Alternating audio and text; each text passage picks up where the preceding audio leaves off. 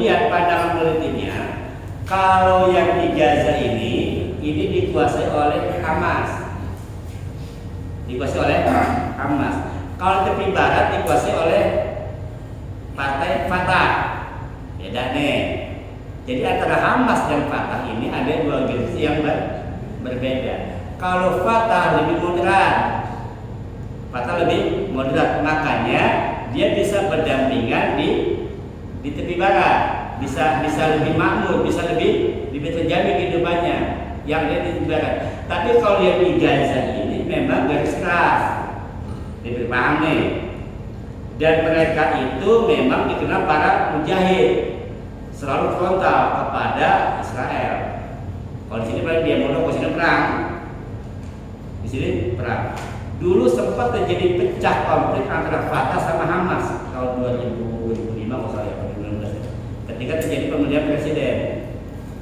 Perang dia antara Fatah sama Hamas. Singkat kita Fatah kalah di Hamas di Gaza, makanya Hamas itu 100% Gaza 100% jadinya Hamas.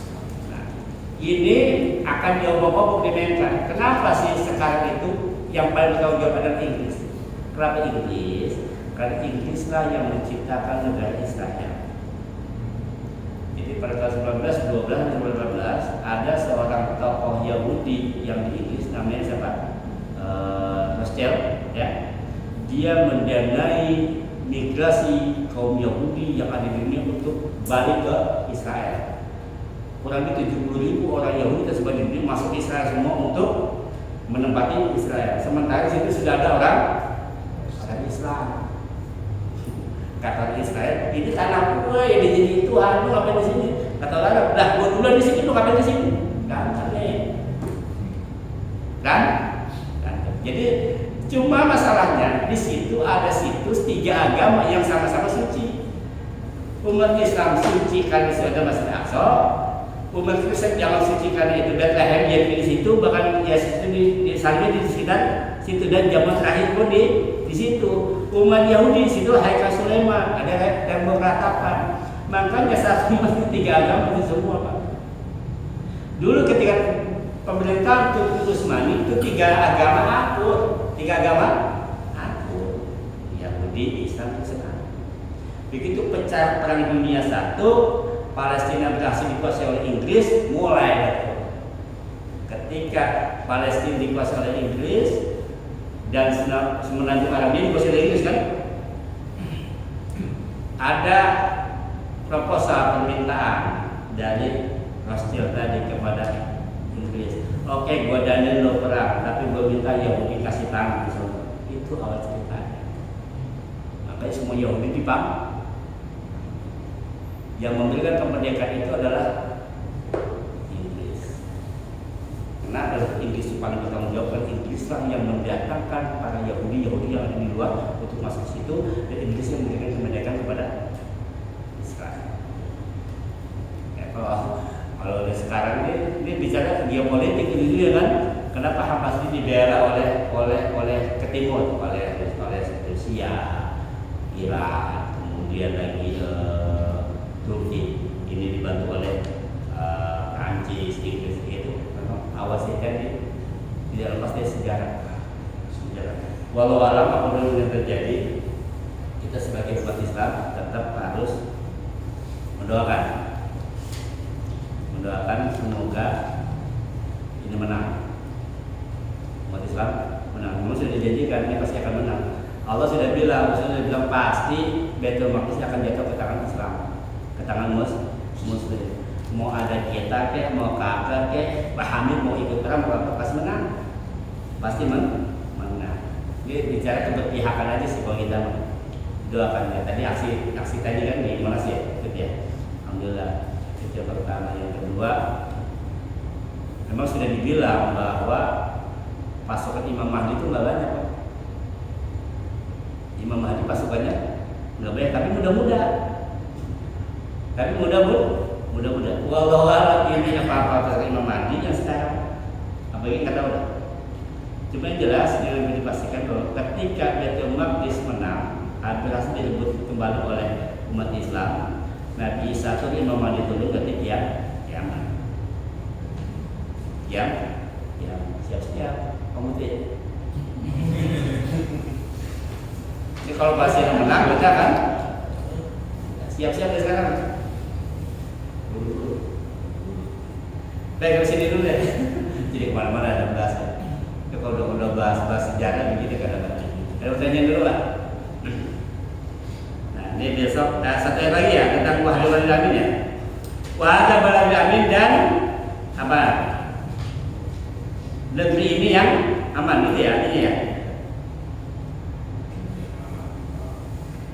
Dan demi kota Mekah yang aman.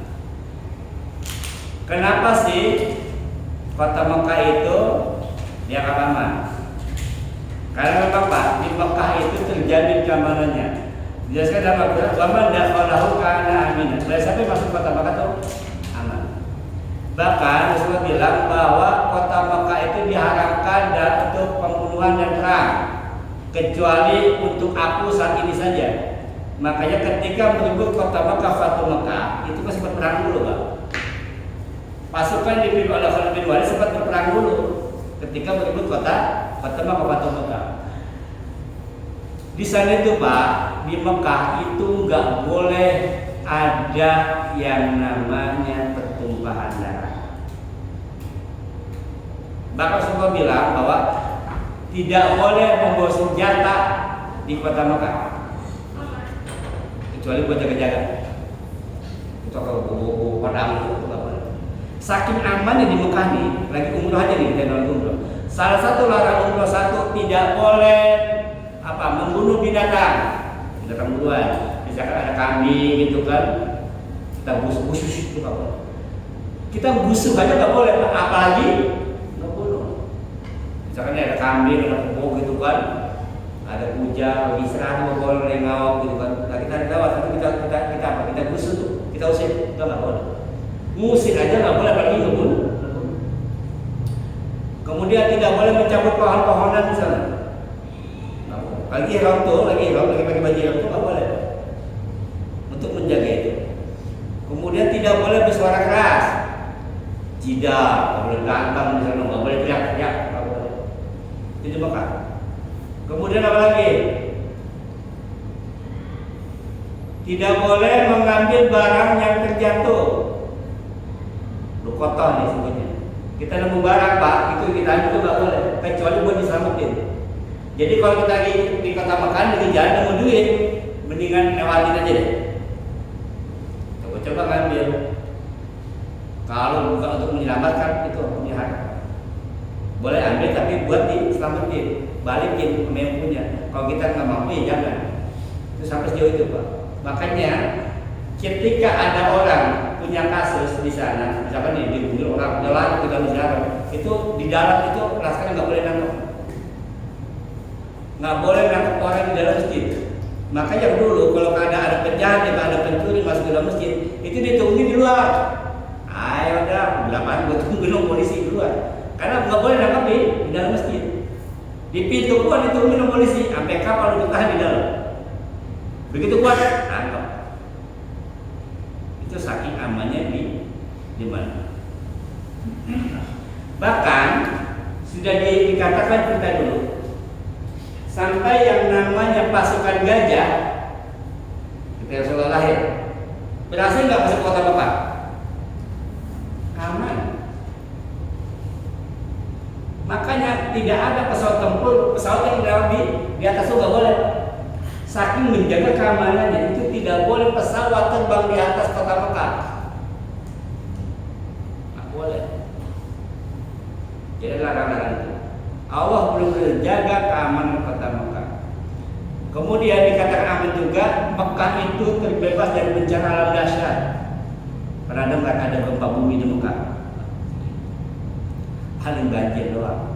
Sebentar juga banjir cuma lewat doang. Karena memang Allah jaga keamanan kota Mekah. Maka disebutkan wahada baladin amin. Dan negeri dari kota Mekah yang nyaman. Kalau di sini tidak disebutkan kota Mekah, tapi seluruh ulama berpendapat bersepakat bahwa Indonesia Baladil Amin ini adalah kota Mekah. Baik, sampai sini ada pertanyaan enggak? Ya, Pak.